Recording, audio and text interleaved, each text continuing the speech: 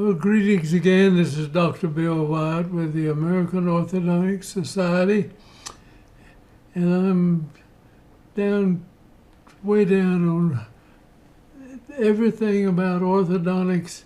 We've tried to cover as much as we possibly can and shown people on videos everything I can think about in here, and people are afraid to mess with the temporal mandibular joint. I think every dentist and everybody that works with teeth, and it doesn't matter whether they're dentists or not, if you're out there in the general public, you have to take care of your own temporal mandibular joint. And there's ways of showing you how to do that. And so that's what I want to try to cover today, is how you take care of your jaw joint. Now, if you put your finger on right in front of your ear right here, and you move your jaw around like this, you can actually feel the condyle right here, and you can feel the fossa in which the condyle fits in here. And if you get this damaged, in other words, you can be hit in the chin, or you can have a car accident or something, or you can be playing a ball of any type, anything, and you can damage this joint. Now, it is amazing how it can recover. In most of the situations, it can recover and get well on its own. But there are things that can happen in dentistry that you can create a problem with the jaw joint. Now, if you're an individual out here, just anybody, and you put your finger up here and open your mouth and move it around like that, and if you've got a sore spot or it hurts, this can get damaged and it can be inflamed, and every time you chew, you press that condyle into that soft retrodiscal tissue, is the area that supplies the synovial fluid that lubricates the joint, and it also feeds the joint. And so I'm going to try to explain that enough so that people won't be afraid of that. And anybody out there that's got a jaw joint that's bothering them can figure out what to do with it. You can fix a lot of them yourself. So let's go into that and see what we do with that. Now I'm going to show the first picture of this. We'll bring the people at the University of Sweden did a wonderful job years ago, and they videoed cadavers that had just passed away, and they show their jaw joint and what it is doing. And we can show you a healthy one, and we can show you one that is damaged. So I'm going to try to go through that and show that to you. Now let me see if I can figure out how to bring that video up.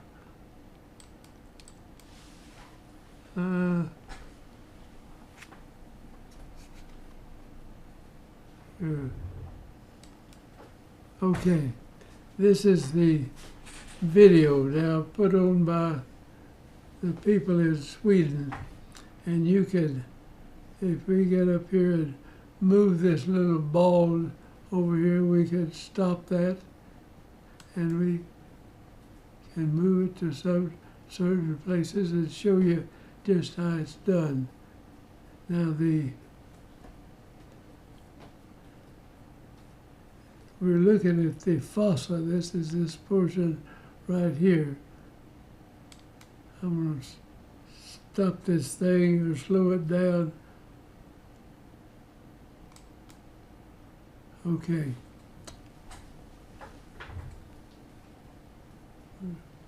Here.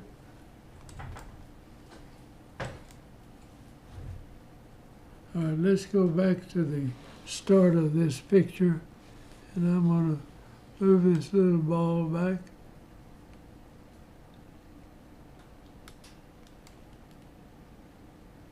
And we will show, I guess it would be good if all right.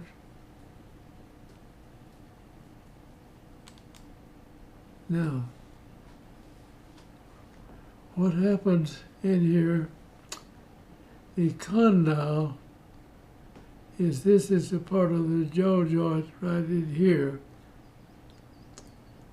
And that's the jaw, it's just hung on the human head by tissue and ligament keeps it up there. Now, as far as I can tell, I have lived a long life, and if I live the rest of this month to April the 28th, I will be 97 years old, and my jaw joint is still good and it's still working. It has, the disc is still in place and it works, and it has done this all my life, and I've been hit in the jaw and had damaged it, and it would hurt and get better, but it stayed there like that and did this. So I'm going to go through and hope that whoever you are and you're looking at this, regardless of what part of the world you are, you can understand how this thing works. It is a marvelous thing. Now this, the jaw will actually, let me move it. Now, it's back at the stop. Now when you move your jaw forward just a little bit, and this condyle right here is going to slide in this direction. This is the fossa, or the place that it fits. And as you bring this jaw back, you'll notice that it squeezes this retrodiscal tissue back here. If I push that little board back just a little bit, it goes out. Now let me come forward with it.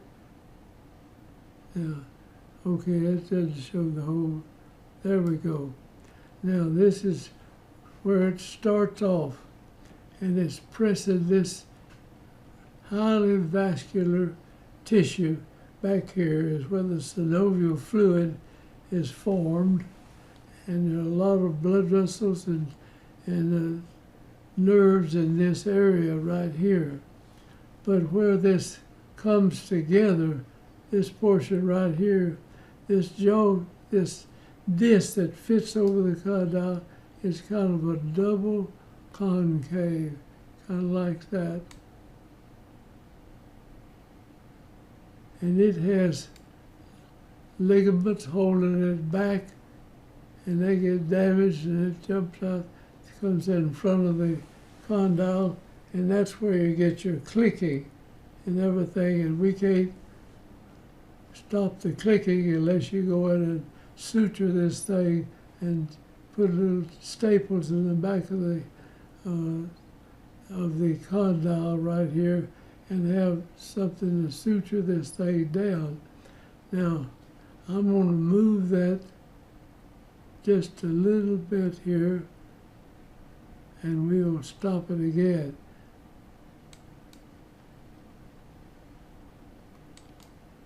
Now, as the condyle moves away, you see this double concave device called the disc, and it's attached down here, and it also has some attachments up above, and it is attached to muscles out here in front. Now, when you chew or if you bite something off with the front teeth up here, there's nothing touches but this condyle on the fossa. In other words, when you bite down hard, you bring your jaw back to do that. In other words, you'll just subconsciously move this back in that direction. Now, but when you bite something off, you're going to move this condyle forward, and now it's out quite a ways in front of this, and you bite out here, and this tissue right in here takes so much pressure. And I want you to think about this as in 3 dimensions. Now you've got 2 of these, see, there's one on each side. And now I can move my jaw over to my left side, and I can chew with my teeth on the left side, and these on the right side don't hit, simply because the condyle, when I go over here to chew, I have to slide it off, and the condyles still touch it over here. But it'll allow me to put my teeth together on one side. The human body is fabulously made, and it is unreal how it has been developed, maybe over millions of years. I don't know how it got here, whether God made it at once or it took years and years to build it through different ways. Whatever it is a marvelous piece of machinery that lasts almost 100 years. We're working on that now.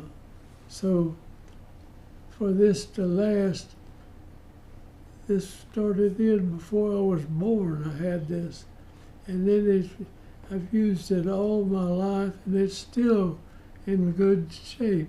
It's still working. So I'm gonna crank up here, and we'll go to the end, and we'll watch it come back. I'll stop it again. Now, this disc sliding back and forth, and this portion that has no blood vessels, no nerve endings, they cannot stand the pressure. If I move my jaw to the front, and out here, and if I bite out there in this area, there's nothing touching in this area here. I mean, this is the place it touches, but it'll touch on one side, touch on the other side, and then your front teeth will touch it.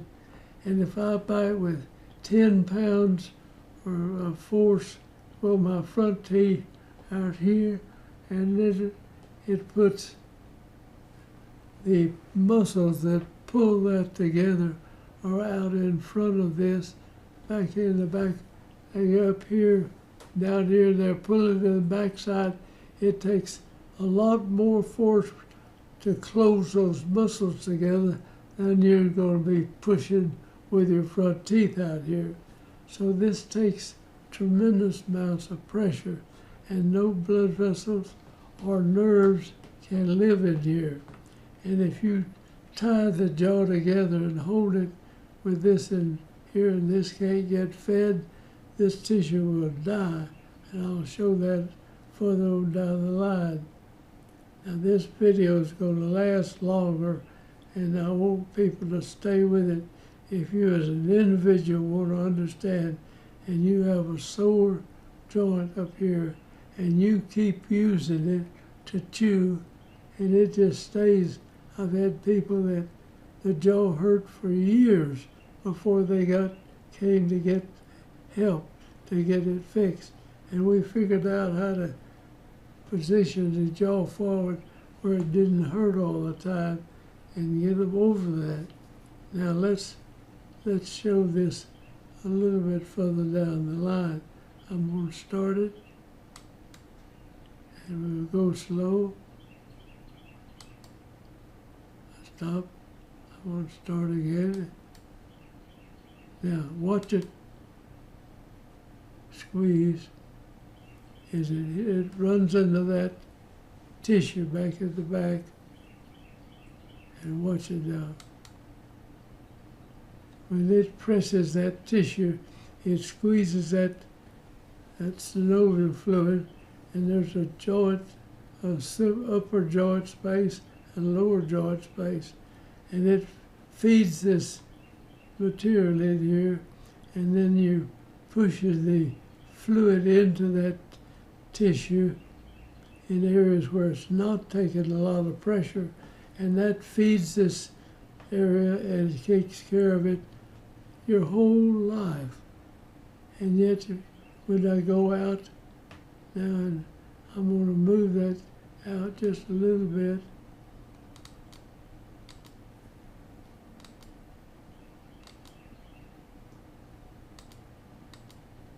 I can bring it out there. Now this is out where you would be biting in the front teeth. If you bite down at this point, you have to have so much more pressure on both sides here than you have on your teeth out here in front. The muscles are along the way pulling this up. And so that's like my arm. I don't know where you can see, but I pull my arm back and forth like this. There's a ligament. I don't know whether you can see my arm here, what's left of my arm. The ligament is attached in that area, and it's pulling my arm up, but it has to pull more back here than it does out in the front for you to get the force here. Now, I was water skiing one time, holding the thing, and they were pulling me up, and they pulled so hard that one of the ligaments got pulled a little bit loose on the bone, and he couldn't hold it, and I let off when I had damaged that. And it took about 6 months before that tendon would grow back strong enough to where I didn't feel it picking up something with my arm out here. And that's kind of the way the jaw is. The muscles are back at the back, and the jaw can be brought together like that without the muscles being right up here in the front of the mouth. I don't want to get people confused about that, trying to get people to understand that. Now, if you keep eating 3 meals a day or chew anything at all, and you've got this tissue that's in this area inflamed, if this tissue is inflamed or swollen up, and you keep pounding on it to chew, then that's going to hurt you as long as you're doing that. That makes the pain go all over your head, your neck, your shoulders.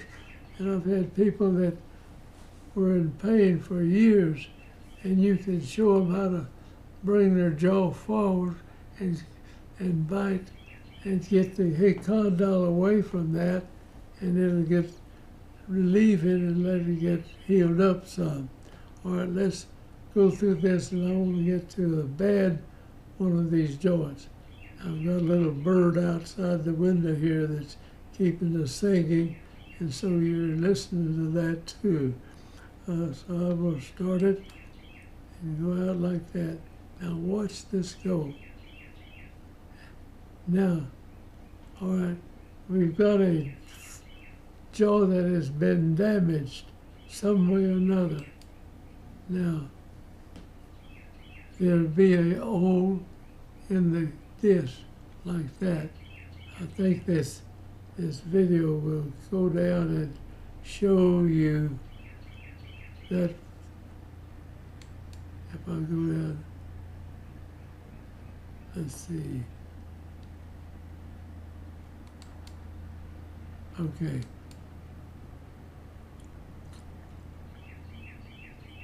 Now it'll go over, they're gonna slide this down. These thanking the people at the University of Sweden that did this, worked on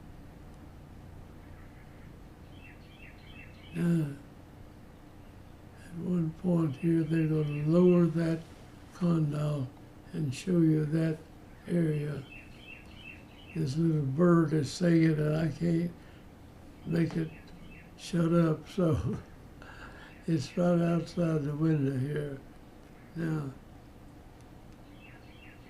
this will go back and forth here for a while, and then they're going to lower the condyle, this part up here, and I'll try to stop it when they do that, and that'll show you a worn out disc. Now something like this doesn't hurt too much. There is no disc, it's just bone against bone up here, right here. And so it'll make a scraping noise. Now, I'm going to stop it. All right, I stopped it right here. The disc is worn out in the circle around here. You have to think about this condyle now. This is somebody that passed away and gave their body to science, and they trimmed the bone structure and the skin and everything off and sawed this off and made it where you could see it. So this actually would be in a circle around here. This would go all the way around. And that, if you leave this alone for years, it'll wear down and this will get flat, having the bone rubbed against that. Now, if you don't get this tissue killed in here and died, then you could keep it. And in my own particular mouth, that tissue is still there for 96 and nearly 97 years, and it's still been there. Actually, it was there before I was born, really, and everything. Now I'm going to go ahead and play this to the rest of this area. Now here is one where the disc is off in front of this. Now you see where this stops right here. Now as you've seen people and heard this disc is wadded up in front, and this is the ligament back here holding it. And as you go, now this has been cut away, so it's not going to be exactly like that, but you'll get the idea of this disc following this. It's out in front, and then you open the mouth a certain amount of distance, and this ligament that's attached the disc back here, you see this part is sliding between the fossa and the condyle right here, and this portion of this disc flattens out. In other words, it's not a double concave thing that we saw on a healthy one. See, the lump is already out here in this area. It hasn't popped over it, and now as you open the mouth further, it'll pop it. You'll have somebody that opens it and go, and they'll just open one side will grab and the jaw, and people don't even notice. Their jaw opens to the side, and then center back up again. And you can look at somebody and tell exactly what the thing is doing. You can just do it on your own self if you've got a pop in there. And we can't fix the pop unless you go in and get it. You have to open it, and the surgical procedures pretty complicated to get this disc back up on there, but it can be done. Now, let's follow this on, go through and see it. Now you see it slide off, and that doesn't make much of a noise, but when you get out here and the thing pops off again, that makes the click, and you can't stop the click without sewing that thing back up unless you get it real early. All right.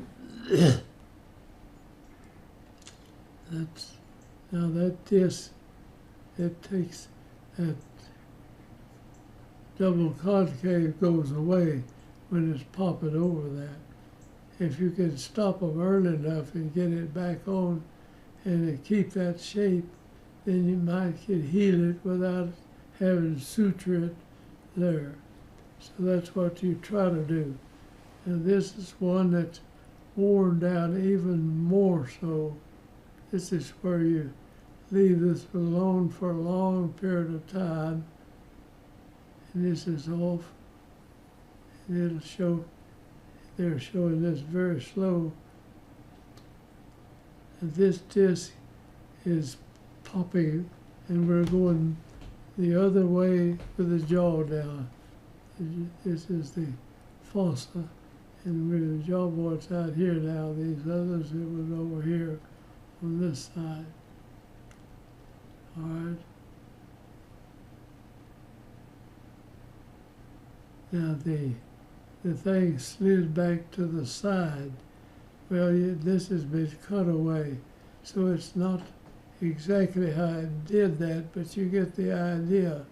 And I want to thank those two doctors in Sweden that made this and showed these high-speed cameras doing this. All right. You see that's worn out a hole in it there. Now coming back on this side, the jaw's out in this sort again. Watch this slide across like that. Now that's not exactly how it would happen. You have to visualize that this part has been cut away. And we're looking at it on the one side. And so that changes like that. Now I'm going to slide this thing and go ahead and finish out here.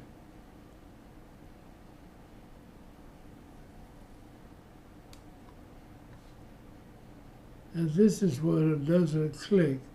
See, the thing doesn't pop back up on there. You go out there, but yet it's not functioning. You're doing a portion back to the back. Now this one is even worse. The thing is coming to, and if you bone to bone, the fossa that was like this gets to like where it's like this. Now this doesn't hurt people though. They just hear it, they feel the grinding of it, but it doesn't hurt. Now I want to go back. I hope I can get this to come back on there now. And I'm gonna, this is back at the first again.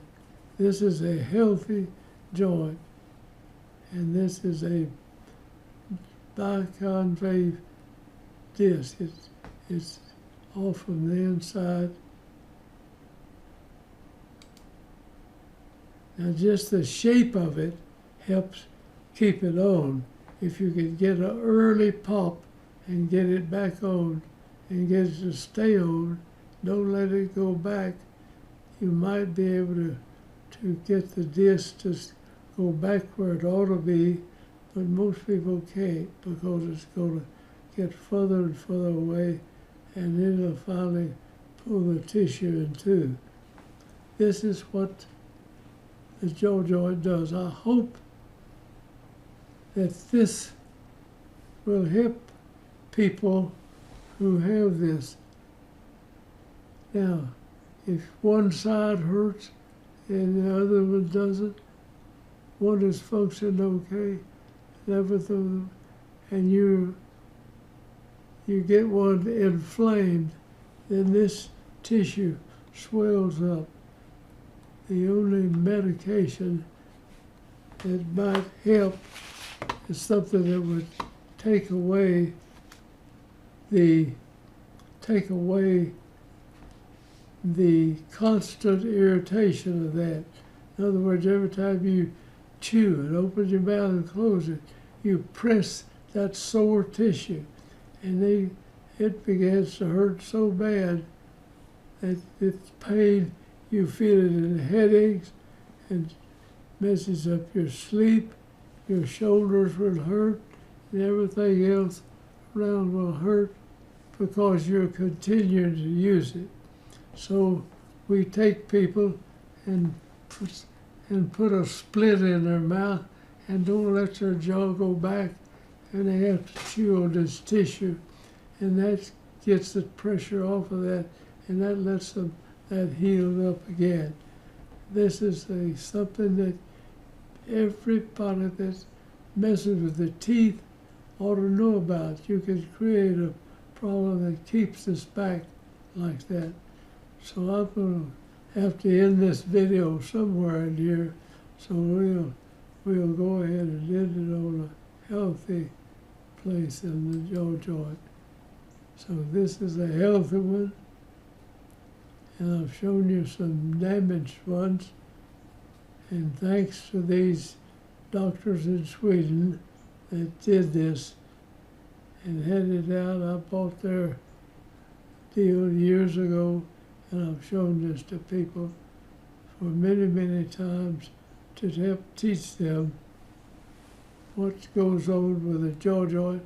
And if you are a dentist and you work with the teeth, you ought to understand this, and you ought to sit down and take some time to watch this and see about it so that you can do something to help the people that have it. Thank you for watching, and I'm going to close up. And if you see our videos, then I would like for you to write us back, let us know where you're from and how many people we're touching with this. Then I thank YouTube for spreading this all over the world. People everywhere, if they are look at this, can see this take place and carry these videos. We've got over 1,000 videos now explaining everything I can think about happening from childhood or even before marriage, where a large person marries somebody that's much smaller bone structure, and the child may get the teeth from the big one and then be in the bone structure of the smaller one, and that just does not work, and you have to get out some of the teeth, and it is ridiculous that people thought you had to keep all the teeth. In America, where we're mixed up, you don't. So thank you for watching, and I'm going to close out here, and we'll say goodbye for the time.